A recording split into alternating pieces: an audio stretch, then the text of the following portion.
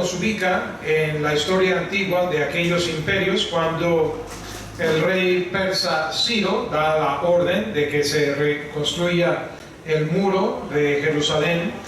Nehemías, habiendo oído aquella situación de su tierra de origen, 70 años después, 70 años que duró el cautiverio, pide licencia, pide permiso y le es concedida, y con apoyo, con licencia, con protección, de regresar a su tierra y rehabilitar lo que ha quedado destruido por 7 largas décadas, que ha quedado mayormente deshabitada. Y van bien en cuanto a la reconstrucción de lo que es tanto el muro, y el muro aquí se rededica. Y la mayoría de la historia, cuando Nehemías se lee en los primeros capítulos, como hasta el 8. Por ejemplo, mira, un punto culminante es ahí en el capítulo 6, versículo 15, donde dice: fue terminado el muro el 25 del mes de Elul en 52 días. Nos gusta ver la historia, lo preliminar antes de esto, de este punto culminante, ubicarlo a Nehemías todavía en Susa, y sale y viaja, y vemos todo lo que conlleva, y los opositores y cómo lo logran, y finalmente llegamos a ver el muro reconstruido. Y qué proeza el hacerlo en 52 días, porque no nomás están hablando de una bardita cualquiera, es el muro de la ciudad, sin maquinaria, grandes piedras, 52 días para levantar un muro alrededor de la ciudad. Hoy en día, con tanta maquinaria, dudo yo que en menos de 2 meses se haga un muro alrededor de Cuernavaca, y no que la Jerusalén de aquel tiempo sea del tamaño de Cuernavaca, pero nada más para poner las cosas en contexto. Que hoy cierran, vamos a decir, cuando cierran el Zócalo, la Plaza de Armas, etcétera, para hacer ahí cualquier remodelación de un jardincito, tardan eso y hasta más. Y con la tecnología que tenemos hoy en día. Y llegamos al capítulo 9, y bueno, pareciera que una vez terminada esta obra, pues es digno de hacer alguna ceremonia protocolaria de conmemoración de lo ocurrido. El título del capítulo, arriba del capítulo 9, dice: Esdras confiesa los pecados de Israel. Hay gozo en la tierra. Y hermano, lo más posible quiero tratar de transportarnos a lo que está pasando en la mente de aquel pueblo que ya murió, pueblo que ya no existe, al menos no esta generación a que me refiero. Pero ¿qué pasa en sus mentes? Piensa en 70 años de cautiverio. Hoy nosotros tenemos preocupación por la inseguridad que hay en nuestro país. Es una forma de cautiverio cuando tú quisieras, vamos a decir, hay gente que a veces no quiere ni viajar por la inseguridad. Hay gente que a veces recibe algún tipo de ser víctima de algún crimen y no quiere denunciar porque ¿de qué sirve? Una situación de desesperanza, de abandono, de desaliento. Bueno, eso ocurre aquí y allá en nuestra vida. En ocasiones todo el mundo podríamos dar: a mí me pasó algo así en tal fecha, y pues seguimos adelante. A mí me robaron, a mí me secuestraron un ser querido, etcétera. Motivos de tristeza. Pero ellos vienen saliendo de algo así por 70 años. ¿Cuántos han muerto? En forma natural, fuera de su tierra. Tú dices: bueno, en forma natural se hubieran muerto allá o aquí, pero a lo mejor hubieran estado más cómodos en su tierra, más saludables, hubieran vivido más que la pena, la amargura, la desatención, los servicios no disponibles, como los hubieran tenido en su propia casa. Y aun cuando algunos murieron por causas naturales, tal vez hubieran estado mucho mejor y una vida más digna, y su muerte también, si hubieran estado en familia, en casa, bajo los reyes de Israel y Judá, y no bajo reyes extranjeros, por ejemplo, como esclavos. ¿Qué entierro se le puede dar a un esclavo que en otro tiempo tenía sus propios reyes? Esos los que murieron así en forma natural, pero luego los que murieron a manos de sus opresores. ¿Y a qué iban? A ponerlos a trabajar bajo Babilonia primero, y luego bajo Media y Persia, más adelante bajo Alejandro Magno, y luego los romanos, etc.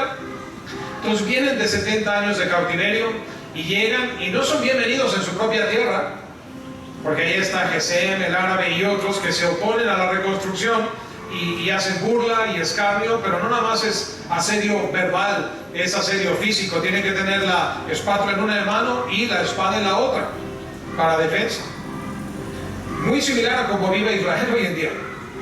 De repente la gente hace su labor común y corriente, se les hace algún ataque, y aún el que, porque mayormente, el ciudadano israelí está obligado al servicio militar, 3 años para los varones jóvenes, 2 años para las mujeres, aún cuando ellos dejan ya el servicio militar, si quieren dejarlo, los que quieren seguir pueden seguir, pero de pronto se suscita alguna situación de inseguridad. El que parece un civil, pues tiene entrenamiento militar.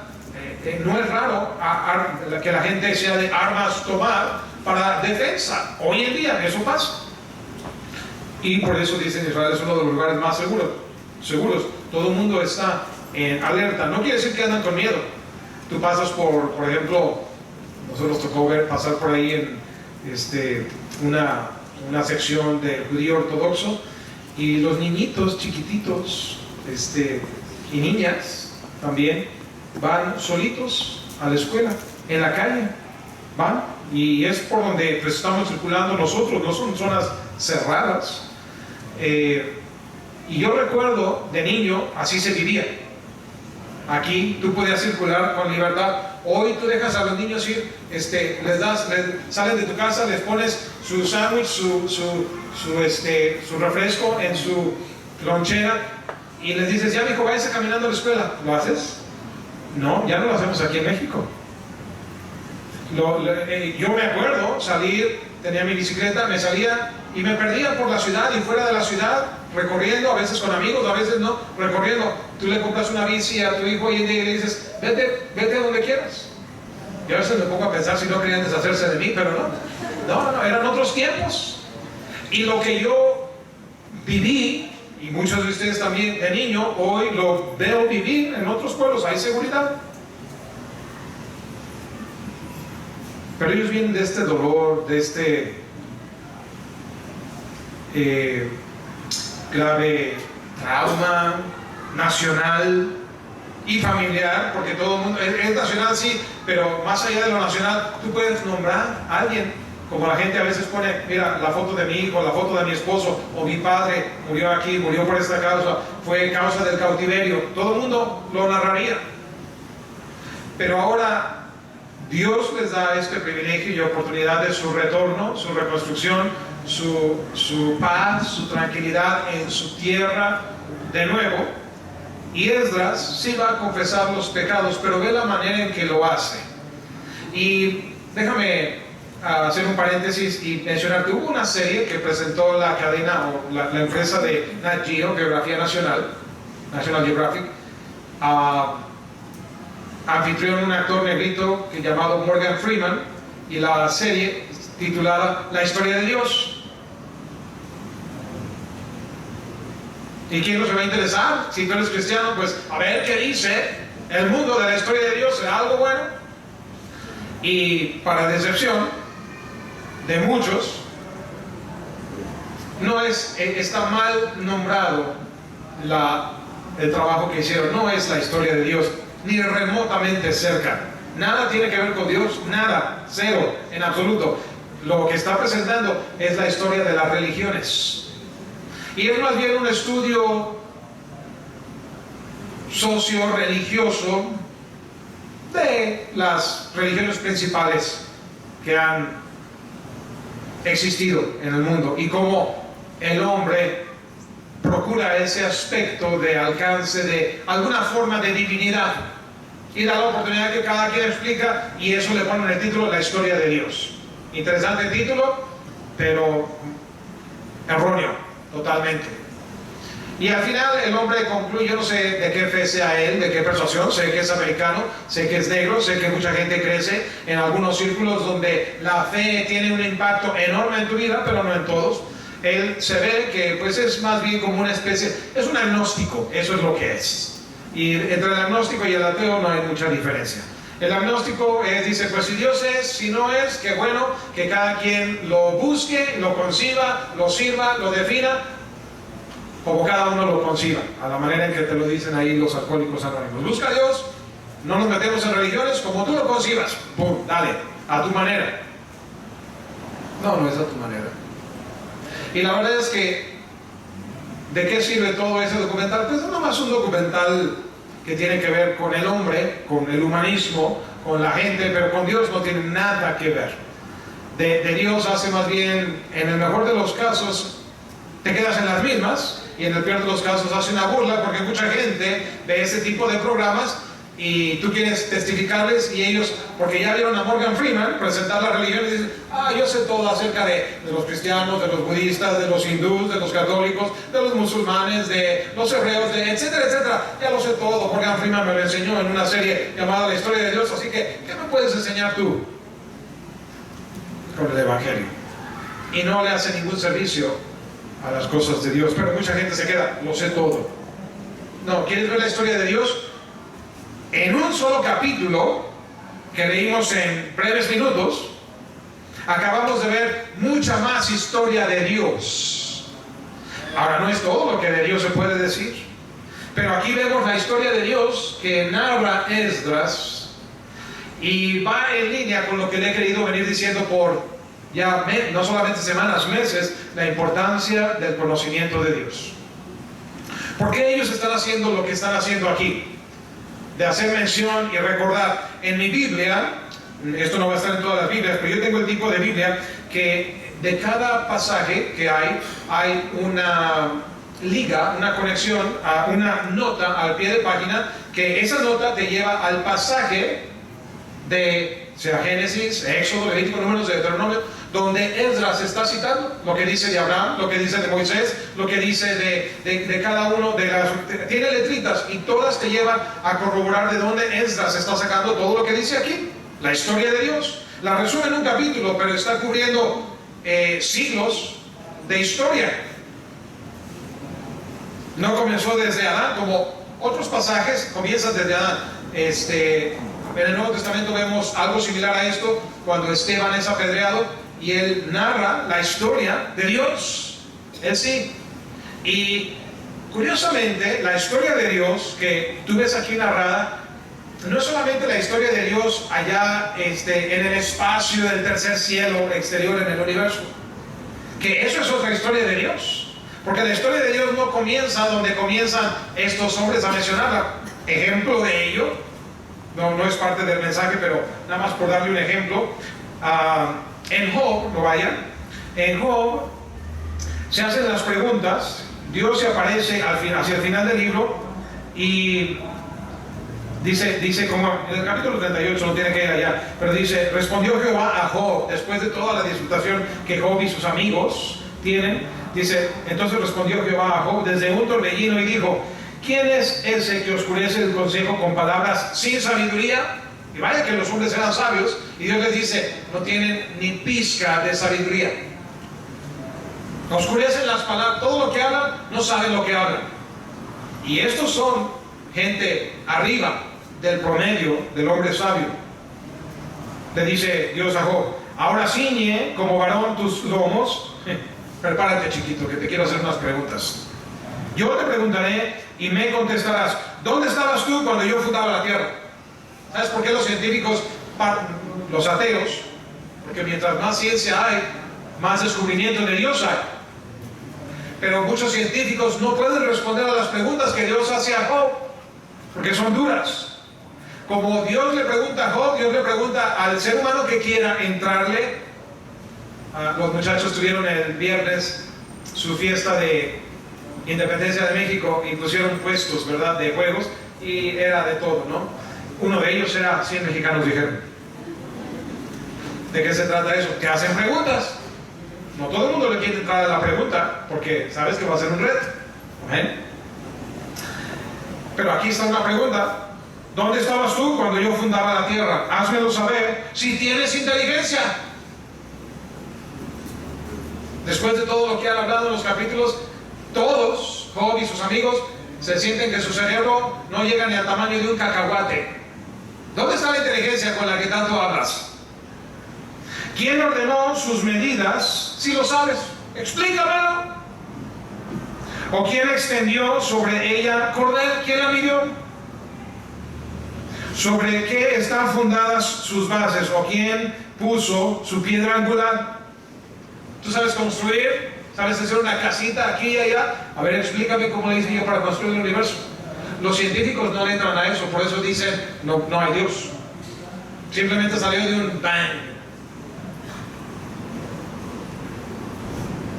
Allá más atrás hay una pregunta en el capítulo anterior. ¿Por qué están calientes tus vestidos? Ellos no tenían termómetros como nosotros tenemos hoy. Si tú estás sano, tu temperatura está en ¿cuánto? 36,5, 37. Ellos no mencionan aquí temperaturas, pero hacen la pregunta, la podríamos tomar y transponer a nuestro tiempo. ¿Por qué tu temperatura cuando estás sano está en 37? Explícamelo. ¿Por qué no funcionas normal a 20? Digo, si la temperatura está a 20 externa, nosotros estamos contentos. Bien, la temperatura de mi cuerpo está en 37, si estoy sano, pero si el ambiente está en 37, estoy incómodo. Explícamelo. ¿Cómo funciona todo eso? Amén. Los animales que están en el agua, porque ellos a más baja temperatura, los que están en el polo norte, explícamelo. Es la sabiduría de Dios. Ahora, eso es parte de la historia de Dios que no está tratando Esdras en Nehemías. O sea que de la historia de Dios, si Juan dijo de Cristo que si todo lo que de él se escribiera, los libros no cabrían en todo el mundo, cuanto menos toda la historia de Dios. ¿Tú te imaginas cuando estemos en gloria todo lo que le cantaremos, le adoraremos, le serviremos, con él reinaremos? Pero habrá en la eternidad en gloria oportunidad para tener un conocimiento que hasta hoy, con toda la sabiduría que hay, el hombre no tiene. ¿Cómo le hizo Dios para hacer el universo? Ahora, yo no tengo la respuesta. Si un científico ateo viene y me lo pregunta a mí, a ver, tú que eres creyente, explícame cómo Dios hizo el universo.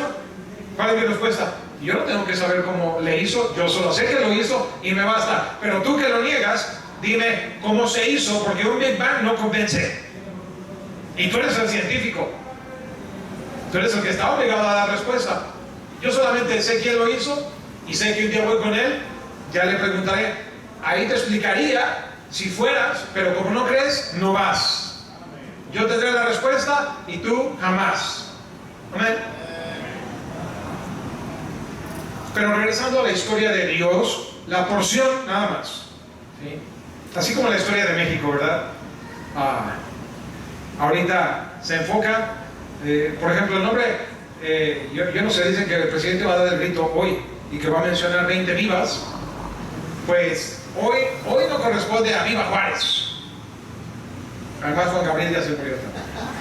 Pero no corresponde a Viva Zapata o Viva Madero, porque son de los, bueno, no Zapata, pero Madero y Cárdenas, no corresponde al Viva, porque ahorita es septiembre, ¿sí? En noviembre es revolución, en septiembre es independencia, ¿ok?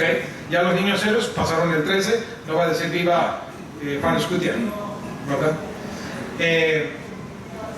Entonces, en la porción de historia que se enfoca uno. ¿Por qué te ríes, hermano? Los vi riéndose cuando estaban cantando, yo los vi. Pues no se rían, díganles que corrijan la letra. Yo sé de que se estaban riendo, ¿verdad? La letra estaba mal en el himno. Pero la porción de la historia, regresando al mensaje, la porción de la historia en que nos estamos enfocando es la porción de la historia del universo de Dios y la eternidad de Dios, que se entremezcla su historia con la historia del hombre. Porque es maravilloso lo que yo le acabo de ilustrar de la porción de la historia de Dios, que vemos así una gotita, una probadita en Job. Ya lo sabremos. Pero lo interesante de lo que los hombres mayormente mencionan en otros pasajes como este, es aquella historia de Dios que se entremezcla con la historia del hombre. Y mira, este pueblo, ¿por qué no solamente por los años de cautiverio que han estado y que han salido y que ya construyeron, mira, tragedias han pasado como 19 de septiembre del 85 y del 2017 en México, terremotos como el de Haití, huracanes como el que devastó ahorita a las Bahamas. Dicen que han muerto como 50 personas, pero faltan centenas y miles por encontrar, y los que andan por ahí dicen que huele a muerte por todas partes. Cuerpos pudriéndose bajo los escombros, y viene otra tormenta tropical. La verdad es que mucha gente que salió de allí, yo no sé tú, muchos dirían, no tienen ni cabeza para pensar cómo hacerle. Llegas a donde estaba tu casa, todo está caído, huele a muerte, tal vez sea de la casa del vecino, pero tú querrías reconstruir allí. Y viene otra tormenta y a lo mejor te pones a pensar, no sé qué estaba pensando yo cuando vine aquí, pero que se quede ahí, que se pierda todo y me voy de aquí y comienzo una vida nueva por allá. Eso te simbra y eso va a ser parte de tu historia. De ahí en adelante, los hijos y nietos que te nazcan en tu nueva vida hablarán: oye, nosotros tenemos raíces en las Bahamas, pero ahora vivimos en otro lugar. Oye, ¿y qué pasó? Ah, fue Dorian, el huracán. Cuando llegó lo cambió todo. Como muchos se refieren al terremoto del 85 o acaba de pasar septiembre 11, para muchos cambió su historia. Enviudaron, quedaron huérfanos, cambió su historia. Ellos van saliendo de algo, pero ya están a la alza, por decir así, ya están reconstruyendo. Y hacen todo este recuento, y palabras son dignas de ver aquí. Mira, por ejemplo, ahí en Nehemías, Esdras es el que está hablando, es el libro de Nehemías, capítulo 9. Mira a la mitad del versículo 5 en adelante, donde dice: bendecid a Jehová vuestro Dios desde la eternidad hasta la eternidad. ¿Qué están haciendo después del cautiverio, después de tanto dolor, y ahora se levantan? Poner los ojos en Cristo, poner los ojos en Dios, de donde nunca debíamos haberlo quitado. Porque todo lo que van a decir aquí es: de aquí viene la bendición, y de aquí viene la prosperidad, y de aquí viene el poder, y de aquí viene la victoria. Fuimos llevados cautivos, y termina este capítulo, si recuerdan, no sé si alcancemos, pero llega el capítulo, al final del capítulo está diciendo las palabras, ahí en el versículo 36, por ejemplo: he aquí que hoy somos siervos, no son amos, no son señores, no son, ya han tenido reyes, Saúl, David, Salomón, otros, aun cuando se dividió el reino, pero ellos vienen de reinos, y dice: no somos reyes, somos siervos. Henos aquí, siervos de la tierra que diste a nuestros padres. No somos ni dueños de nuestra propia tierra, estamos sirviendo a extranjeros en nuestra propia tierra, para que les diste la tierra para que comiesen su fruto y su bien, y se multiplica su fruto para reyes que has puesto sobre nosotros. Nos das bendición a nosotros, pero otros gozan de esa bendición, reyes extranjeros. Y dice: por nuestros pecados se enseñorean sobre nuestros cuerpos, nuestros ganados, conforme a su voluntad, y estamos en grande angustia. Ellos vuelven a la historia de Dios, un Dios eterno, ahí en el versículo 5, y dice: bendígase el nombre tuyo, glorioso y alto, sobre toda bendición y alabanza. Déjame decirte que Esdras está dirigiendo al pueblo en el camino correcto, porque lo que tiende a pasar mayormente es todo lo contrario. Gente ve desgracias y dicen: si Dios fuera real, si sus promesas fueran reales, nunca hubiéramos sido cautivos. Así que muchos terminan diciendo: no creeré más en Él. Que les pasa el síndrome de Jeremías, de no predicaré más en su nombre, aunque Jeremías se arrepintió rápido, porque sintió ese fuego del llamado de Dios, y dijo: no puedo, tengo que hacerlo. Pero hay quienes dicen: no, pues tú predica, Jeremías, adiós, yo no más iglesia, no más Biblia, no más camino de Dios, y se van por el mundo. Ellos acaban de salir de eso, y como mucho incrédulo o bebé en la fe, ¿qué terminan haciendo? Rechazar a Dios. Y que el predicador, en este caso Esdras, predique hasta que se ponga morado de predicar, pero yo no cambio mi postura hacia Dios, las cosas de Dios, y tengo 70 años de historia para probar el por qué le doy la espalda a Dios.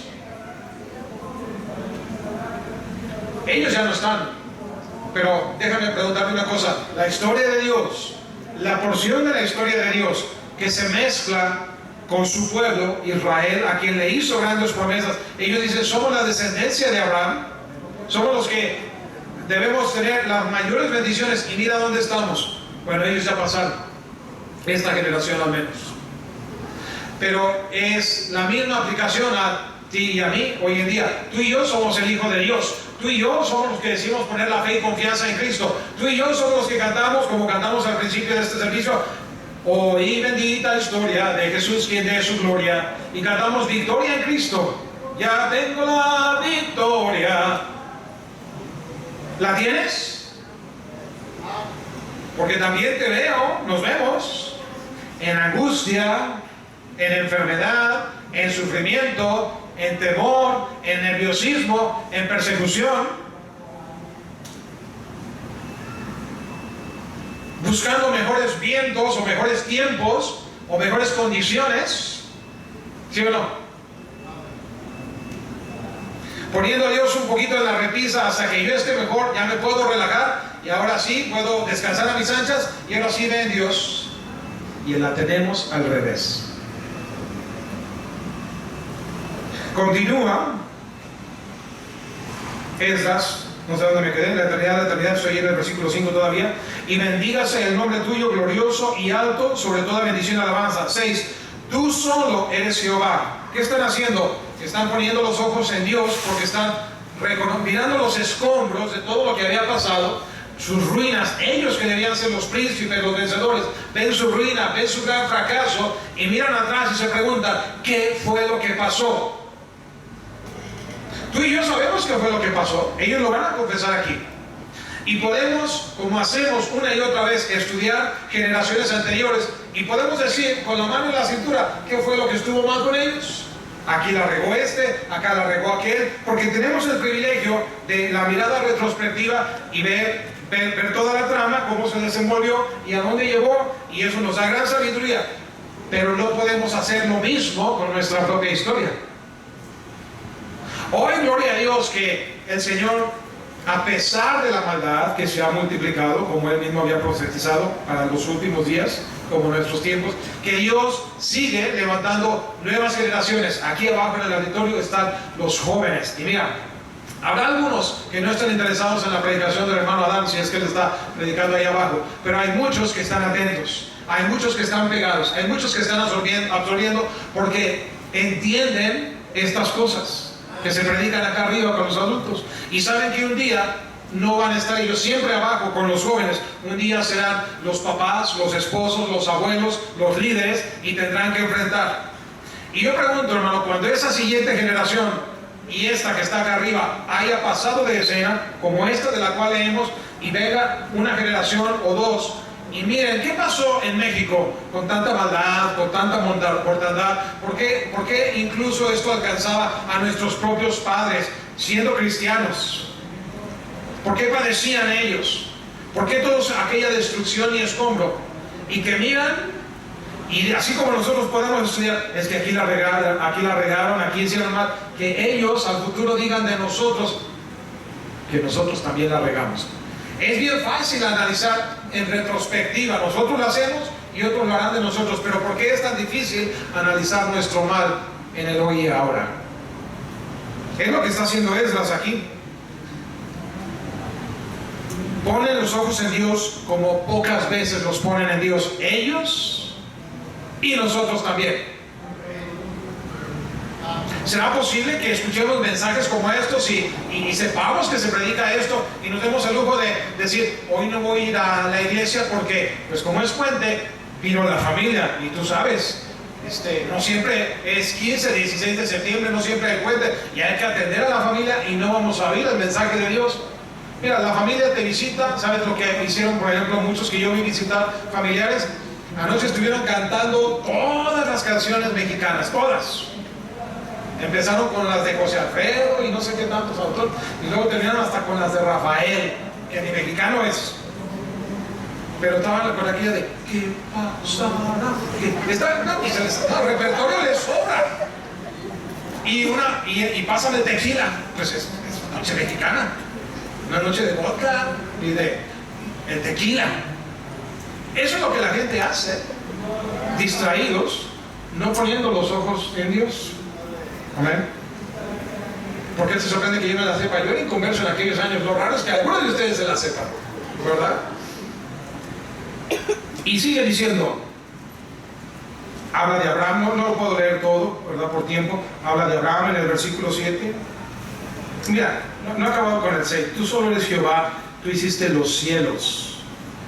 Y luego dice, y los cielos de los cielos. O sea que no nada más es lo que vemos, hay mucho más que no vemos. Las estrellas, el tercer cielo, las entidades celestiales, lo que no se ve, lo oculto, con todo su ejército. Hiciste la tierra, todo lo que en ella está, te incluye a ti, me incluye a mí, los mares, todo lo que en ellos hay.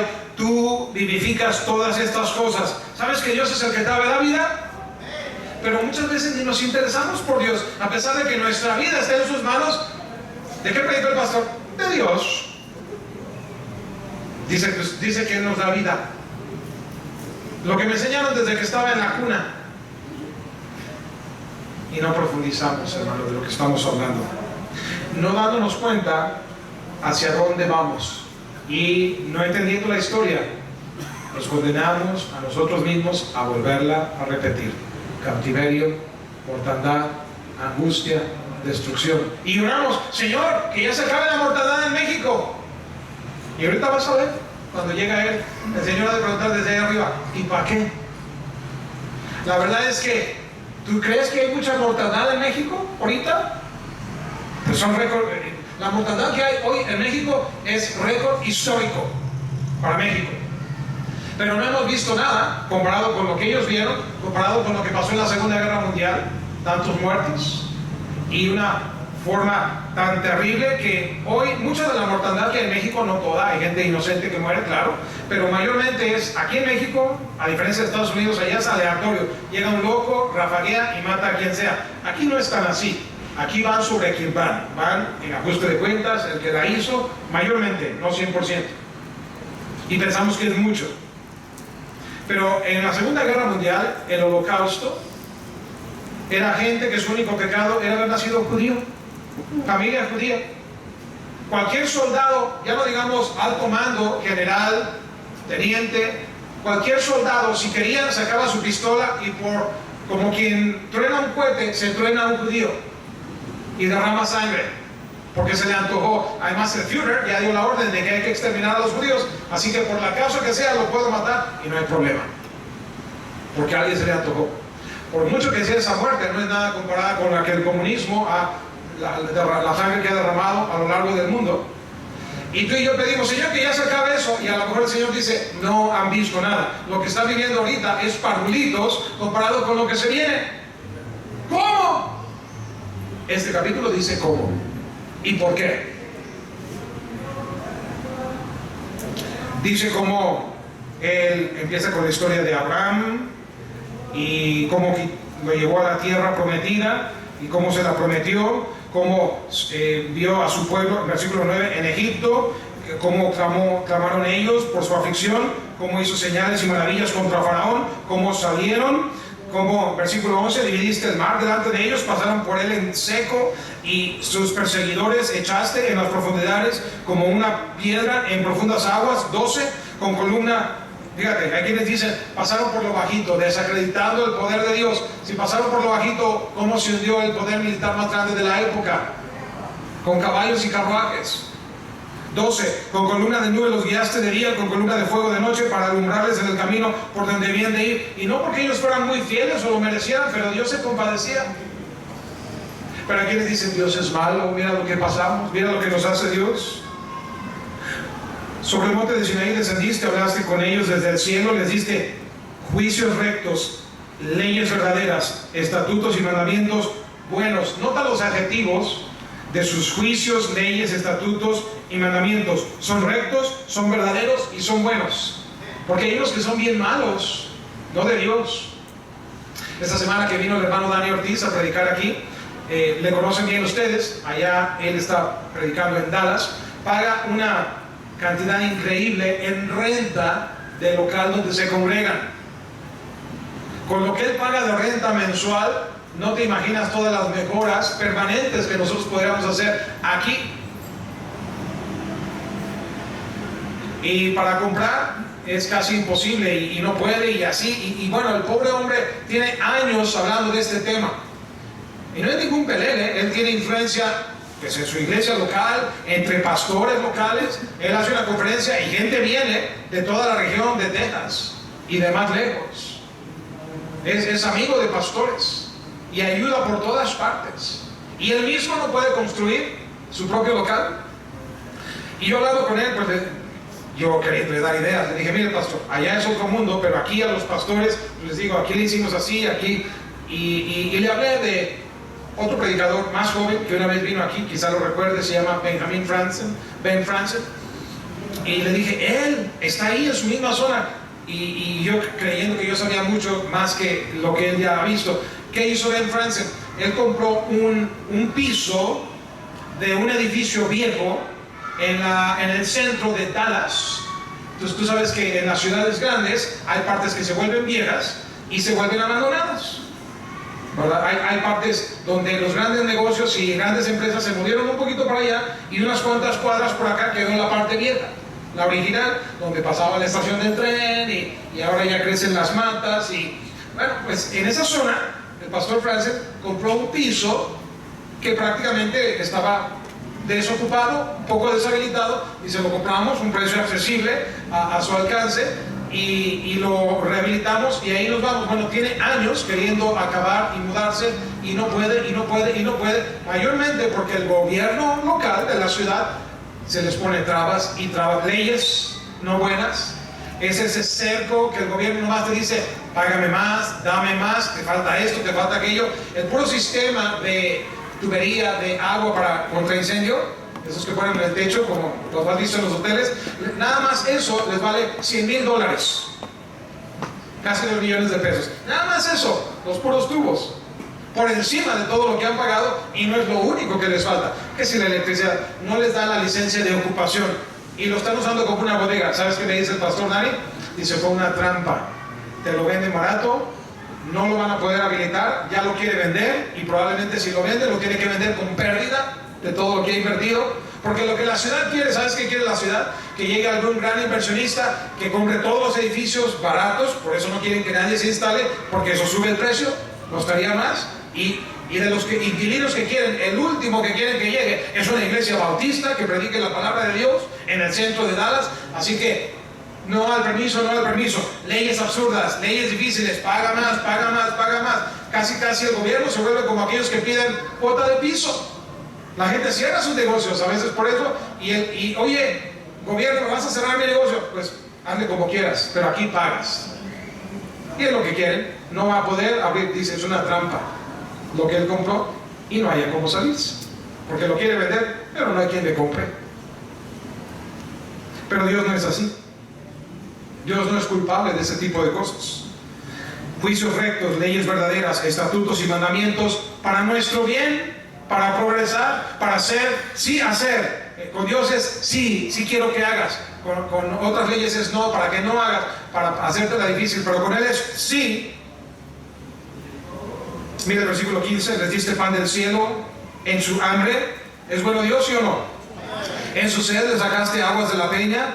Les dijiste que entrasen a poseer la tierra por la cual alzaste tu mano y juraste que se las darías. Dios jura, Dios cumple. Se lo dijo a Abraham, lo confirmó con Isaac, Jacob, y Dios cumple. Aquí estamos unos 1500 años después. 1500 años es mucho tiempo. Y Dios ya se las había dado. Aquí fueron llevados cautivos y ahora están de regreso, pero la palabra de Dios que juró, Él cumple y la hizo. Pero mira cómo dice Esdras, versículo 16, mas ellos y nuestros padres, que al decir nuestros padres está diciendo, nosotros somos herederos de nuestros padres, somos el pueblo de nuestros padres, fueron soberbios, endurecieron su cerviz. Lo cierto es que Esdras puede decir, lo fuimos también nosotros, por eso el cautiverio. No solamente estamos hablando de los padres cientos de años atrás, los padres que fueron llevados cautivos una generación atrás, 70 años atrás, y no escucharon tus mandamientos. Ahora, repito hermano, esa generación ya murió, pero hoy la historia de Dios no se repite otra vez con el mismo pueblo de Dios que estamos aquí presentes. Y viene la no bendición, viene la angustia, y la no bendición tiene una palabra sola, que es lo que es la bendición, es la maldición. Es palabra que Dios usa. Viene la angustia, viene la preocupación. ¿Será posible que estemos repitiendo la historia por no conocerla? Aquí en el capítulo 9 está la historia de Dios. No es el único capítulo de la historia de Dios, pero en un capítulo tienes el resumen de la historia. Cuando una generación posterior a la nuestra venga y explique los porqué del fracaso de nuestra generación, van a repetir algo como esto, y la última frase va a ser: y esa fue su historia de nuestros padres. Vienen a la iglesia y el pastor ya sabía quiénes eran los dormidos, ya ni los despierto, porque ¿para qué?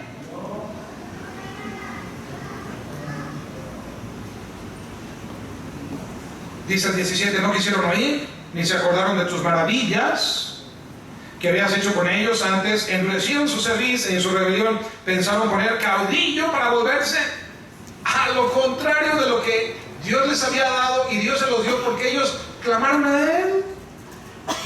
Dios no es contradictorio, pero nosotros vivimos vidas contradictorias. ¿Qué estaban queriendo hacer ellos? ¿Por qué querría alguien regresarse a su servidumbre? Porque en su mente, en ese momento, es el más grande bien, en la mente de ellos. ¿Sabes qué? Aquí en el desierto la estamos pasando mal, no funcionó este asunto, clamamos a Dios, puso caudillo, se veía bien. Qué entusiasmo aquel día que vimos a Moisés y había las plagas. Nos afligimos en el Mar Rojo, pero lo abrió, cruzamos el Mar Rojo, todo bien, todo bien, todo bien, y ya están del otro lado, y ahora todo mal, todo mal, todo mal. Vámonos de regreso a Egipto. ¿Qué? Pero a veces pensamos nosotros igual. El plan de Dios está en marcha y alguien sale y dice: no, hay que echar marcha atrás. No, hermano, pon los ojos en Dios, pon los ojos en Cristo. Continúa la misión, continúa el plan. No deshagas en duda lo que has decidido en fe. Continúa el versículo 17 a la mitad: pero tú eres Dios que perdonas, clemente, piadoso, tardo para la ira, grande misericordia, porque no los abandonaste, que bien podían y bien se merecían, pero no lo hizo. ¿Dios es bueno? Sí. En cualquier momento puede surgir alguien que dice: no, Dios no es bueno, Dios es malo. 70 años tengo para probar. Mi madre murió, mi padre murió, mírame a mí, tenía mi patrimonio, lo perdí. Aprende la historia para que no se repita. Hicieron becerro de fundición, 18, y dijeron: nada menos que fue Aarón, este es tu Dios que te hizo subir de Egipto. ¿Por qué? Porque Aarón es el tipo de líder, predicador, pastor, sacerdote en su caso, que hizo caso a la voz de la mayoría. Las voces de la mayoría hoy se levantan. Gloria a Dios por esos jóvenes que se mantienen fieles, pero mayormente surgen hoy las voces jóvenes que todo lo saben. Saben más que papá, que el abuelo, que el pastor, que generaciones que ya murieron, y critican la palabra de Dios y las cosas buenas que se hacen muy astutamente. Y no han cumplido en muchos casos ni 20 o 30 años y lo saben todo. Y quieren nuevos caminos. Eso es lo que pasó en ese episodio. Nuevos dioses, nuevos caminos. Modernización ¿de qué? Religiones hay. Esa es la historia de Dios según el hombre. Pues hay que hacer un nuevo capítulo de la historia. O sea, nos hace falta otra nueva religión. Supongo yo. Los jóvenes piensan que todos lo saben. Vale. Adiós. ¿Piensas que soy un cabeza dura, un retrógrada? No le aunque. Te equivocas, pero no hay razón que te haga entender que venga el cautiverio, que venga el derramamiento de sangre, que vengan las desgracias, que venga la angustia, que venga aquello que te empieza a sacar canas y arrugas y que empieces a tener un poquito de madurez. Y ojalá no pierdas la vida en el proceso para que todavía le puedas sacar jugo a la experiencia y no mueras en el proceso. ¿Qué hizo Dios con todo eso? 19. Tú Con todo, por tus muchas misericordias, no los abandonaste en el desierto. La columna de nube no se apartó de ellos en el día para guiarlos en el camino, ni de noche la columna de fuego para alumbrarles el camino por el cual habían de ir. ¿Dios es malo? Dios es bueno. Estuviste y enviaste tu buen espíritu. Hablamos del espíritu el martes. Si Dios permite, seguiremos hablando un poco más de ese espíritu de Dios que mora en ti. El Dios eterno, omnipotente, omnisciente, vive en ti. El problema es que no se nota.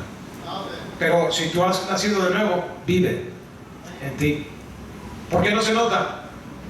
Por lo mismo. Por la dureza de cerviz, la obstinación. No retiraste tu maná de su boca, agua les diste para su sed. 21. Lo sustentaste 40 años. Y lo cierto es que lo sustenta toda la vida, aún en el cautiverio lo sustentó. Lástima que tuvieron que ir al cautiverio. No era el propósito, voluntad, deseo, anhelo de Dios que cayera en el cautiverio. Dios podía haber matado a Nabucodonosor y Babilonia y a los medos y los persas y a Alejandro Magno y cambiar el curso de la historia, mas no lo hizo. Y a los romanos, a los césares, mas no lo hizo porque la historia se repite. Eso merecía el pueblo. En esa, de toda la historia, 40 años, ahí está. Ninguna cosa tuvieron necesidad, sus vestidos no se envejecieron, no se hincharon sus pies. Recibieron tierras, vencieron reyes. 23, multiplicaste sus hijos como las estrellas del cielo. ¿No dijo Dios desde Abraham, 1500 años atrás, que lo iba a hacer? ¿Lo hizo o no lo hizo? Dios siempre cumple. Siempre cumple. ¿Qué promesa ha hecho Dios que no ha cumplido? Mencióname una. Profecías hay a futuro, como ha cumplido en el pasado, va a cumplir otra vez. ¿Viene Cristo? Viene. Y todo lo que dijo que haría con esa venida va a pasar. Los llevaste a la tierra de la cual habías dicho que sus padres habían de entrar a poseerla. Lo hizo, lo prometió y lo cumplió. Los hijos vinieron, poseyeron la tierra, humillaste delante de ellos a los moradores, les dio victoria. Él quiere dar victoria y hacernos más que vencedores, pero el único que puede arruinar la victoria somos tú y yo, nadie más. Mira, 25, tomaron ciudades fortificadas, tierra fértil, heredaron casas llenas de todo bien, casas que no eran de ellos, casas que otros construyeron, casas que estaban llenas de toda clase de riquezas, víveres, cisternas hechas. Qué bonito es cuando alguien entra a una casa nueva, ¿cierto? Alguien te la construye y llegas. ¿Y qué es lo que haces cuando llegas a la casa? Prendes las luces. Qué bueno que hay electricidad, ¿verdad? Ya está instalada, alguien lo hizo por ti, ya está conectado. Tú nomás llegas, aprietas el botón, se prende. Qué bonito. ¿Quieres poner música? Otro botón. ¿Quieres ir al baño? Abres la llave. ¿Quieres comer? Vas a la cocina. Todo está puesto. Así estaba la mesa puesta para ellos. Qué triste que llegas a una casa nueva. ¿De qué sirve? No hay luz, no hay enchufes para nada, no hay agua. Todo el mundo invitas a tus amigos a que vean tu casa nueva. Lo primero que te dicen, oye, ¿y el baño? Porque vienen desde lejos, ¿verdad? Y lo primerito que quieren es el baño. No hay agua. En tu casa nueva, después de tus visitantes, vas tú al baño y tú dices, esto no se ve muy nuevo. Vas a la cocina, le serviste de comer. Pues no cocinaste porque no había gas tampoco, pero siempre puedes ir a traer carnitas, pizza, lo que sea. Pero luego, ¿quién va a lavar los platos sin agua? Y es casa nueva. Aquí ellos llegaron y tenían la casa puesta, cisternas hechas. Digo, no había tubería en tiempo de ellos, pero una cisterna cavada es provisión de agua. Y donde no hay agua no hay vida, hermano. Amén.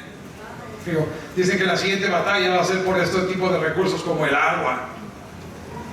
Viñas, olivares, muchos árboles frutales. Digo, venían del desierto, hermano, ahí que comían. Dios tuvo que darles maná del cielo porque no había que comer. Árido, seco, calor, arena, fatiga, cansancio. Para agua dependen solamente de Dios. ¿De dónde más? Pero ahora vuelven a lo más cercano al paraíso original. Se saciaron, se deleitaron en tu gran bondad. ¿Dios es malo o Dios es bueno? Pero, viene el pero. El pero no viene de Dios. El pero viene de lo que hacemos nosotros. te provocaron a ira. Y la historia se vuelve a repetir, hermano, de eso se trata. Esta es la historia de Dios. Y la historia del pueblo de Dios. ¿Qué hicieron? Te provocaron a ira, se rebelaron contra ti, echaron tu ley tras sus espaldas, mataron a tus profetas que protestaban contra ellos para convertirlos a ti, e hicieron grandes abominaciones. Dime, hermano, ¿no es la misma historia de hoy? ¿Aprenderemos la historia o pasaremos a la escena no habiendo aprendido la lección para que venga alguien en la siguiente generación, así como nosotros narramos lo que estuvo mal en generaciones anteriores con la facilidad que podemos entender? Otros vendrán y narrarán de sus padres, nosotros, cómo fuimos así de insensatos, tal y como Esdras dice de sus padres, otras generaciones serán de nosotros. Y así sigue la historia. Para casi terminar ya, mira, un círculo vicioso. 27, los entregaste en manos de sus enemigos, los cuales los afligieron, pero en el tiempo de su tribulación clamaron a ti desde los cielos y los oíste. Nosotros clamamos a Él y Dios es bueno, por eso estamos aquí todavía. Según tu gran misericordia les enviaste libertadores, tiempos de jueces, reyes, los salvaste de la mano de sus enemigos. Pero una vez que tenían paz, ¿cómo oramos cuando las cosas no están bien? Señor, danos paz, danos tranquilidad, restáuranos, avívanos. El Señor responde y lo da. Y acto seguido, versículo 28, después de la paz, volvían a hacer lo malo delante de ti, por lo cual los abandonaste en mano de sus enemigos. Como empezó el 27, el Señor les da paz en el 28, y en el mismo 28 vuelven a hacer lo mismito que hacían en el 27. Y terminan otra vez en sus enemigos, que los dominaron. Pero ellos volvían otra vez igualito. Clamaban otra vez a ti: Señor, líbranos, sálvanos. Tú desde los cielos los oías, según tu misericordia muchas veces los libraste. Un círculo vicioso. ¿Está hablando de la historia nada más de la antigüedad o está narrando Esdras? Proféticamente, 2500 años atrás, tu historia y la mía, desde la perspectiva de Dios. Les amonestaste que se volviesen. Y mira, en el 29 dice por ahí está, que a tu ley, mas ellos se llenaron de soberbia, no oyeron tus mandamientos. ¿Se parece a nosotros hoy? Sino que pecaron contra tus juicios. Esos juicios, dice, los cuales si el hombre hiciere, en ellos vivirá. La respuesta está allí, siempre ha estado allí. Obedecer, confiar. Ahí está la victoria. ¿Quieres vivir en la no bendición? No.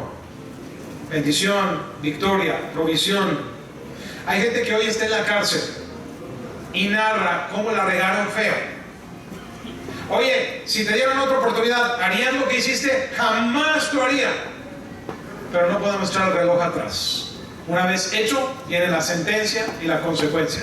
Puedes escoger tu pecado, pero no la consecuencia de tu pecado. Y nosotros tenemos la historia del hombre, de Dios mezclada con el hombre, que es nuestra historia. ¿Por qué no podemos reaccionar como si nosotros hubiésemos estado allí en esa asamblea y decir: aprendimos la lección, sufrimos nosotros, fuimos llevados cautivos nosotros a Babilonia, a Media y Persia nosotros, y nunca más volveré a hacer aquello que me llevó cautivo? ¿Sabes por qué no lo hacemos? Porque nadie experimenta en cabeza ajena. No, yo tengo que hacerlo mío. Ellos lo hicieron, yo también. Y la historia se repite. Porque no la aprendemos. Si tan solo viviéramos en esos mandatos, viviríamos, pero no, se rebelaron, endurecieron su cerviz, no escucharon, etcétera, etcétera, etcétera. Dios sigue mostrando la misericordia. Esa es la historia. ¿Quieres entender tu vida desde la perspectiva de Dios? A lo mejor no hice muy buen papel, pero traté te la acabo de narrar. Jesús dijo: ¿qué dice la gente que soy yo? Oye, ¿qué dijeron de mí? ¿Quién? No sé todo el mundo que diga de ti, pero ¿quieres saber qué dice Dios de ti?